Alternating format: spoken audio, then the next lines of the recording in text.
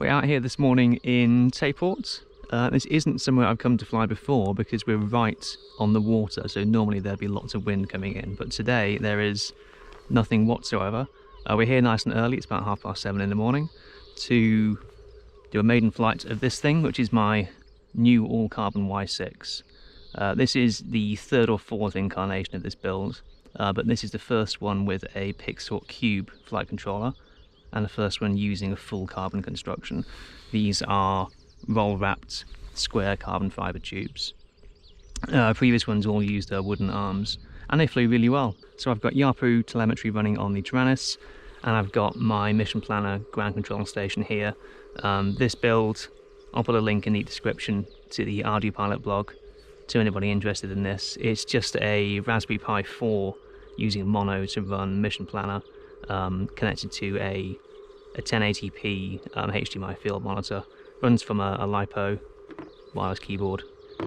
Yeah, it works really nicely.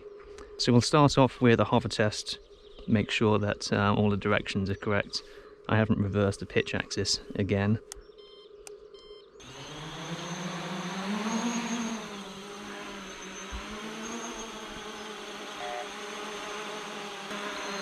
Okay, we're in loiter now. I think I can hear some P oscillations, which might imply that the carbon rods aren't as rigid as I would like. Or maybe that they're too rigid, who knows. Okay, we'll give it some more altitude. And then we'll put it into auto-tune mode, and we'll see what happens. Yeah, so there's lots of P oscillation on the yaw axis, which is what it's tuning right now. Now, is it meant to tune the yaw axis first, or is this because I've left it on one axis only? Of course, in theory, I can check that. So if I search here for auto-tune, no, it's called autotune _ axes, is it? Ah, okay, so right now we're only doing the yaw. Now, in theory, we could actually update the parameter whilst it's in the air, but I think I will land it just in case. So for those that aren't familiar with how Arducopter does auto-tune, it moves back and forth on one axis.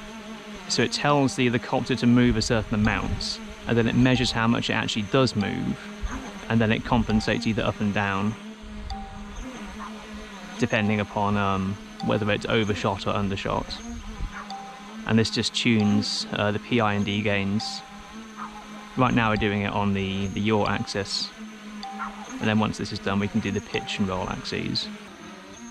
Even if it doesn't complete, I should be able to take the improvements, the unfinished improvements from the log file.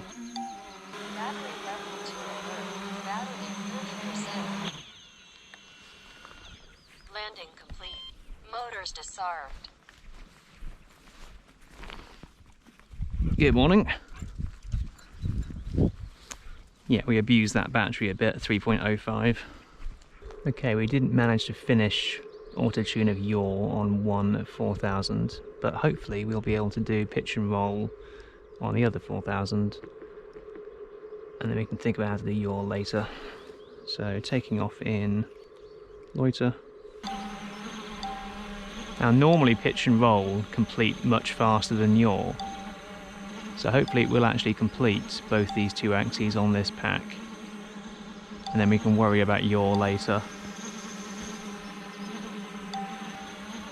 So you see how we're doing roll now, it's already progressed to the larger movements, which implies it's making much faster progress on this axis than it was on the yaw axis. So we're still doing roll, but hopefully it'll finish 3.78 fairly soon. Okay, so it's moved on to the pitch axis now.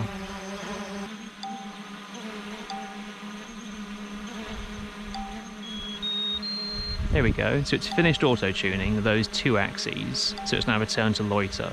And if I leave the switch in auto-tune mode, it means we're now flying in the new PIDs.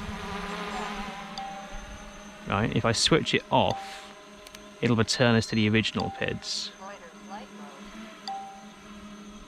Right, if I go back into auto-tune, it won't start auto-tuning, it'll just take us back to the new PIDs. Okay, we'll land it with auto-tune enabled, which means it will save the new PIDs over the old ones.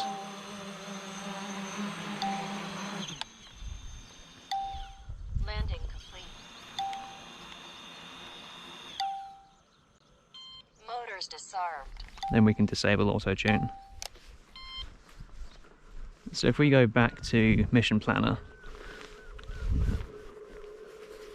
and we look at the PID section, we go to Config and Extended Tuning, we'll see that the values for roll and pitch are now different. They started at 0.09 for P on both as a, 0.9, and now at 0.05, so they've come down a long way, which probably implies that this thing is vastly overpowered. Now before I forget, I will actually update the autotune axes and set them back to just yaw. So next time I can just get straight into it. AXES, go. So we can't do that today because we don't have enough battery, but we can do that in a future flight. Write programs. So we're writing these settings using the 433 MHz radio. Now the only other thing I want to check today is whether the dropper works, which is now legal under the BMFA Article 16 exemption. So taking off in loiter.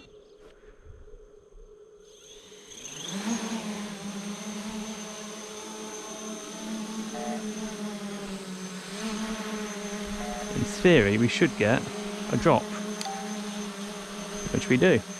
So I would say so far it actually flies worse than the wooden version, which is a bit ironic. But it does look cooler, so... I mean, obviously it flies okay, but I can see that there's things that could definitely improve, which the previous hardwood ARM version didn't have issues with. But again, it hasn't actually tuned yaw, so I shouldn't be too harsh on it right now.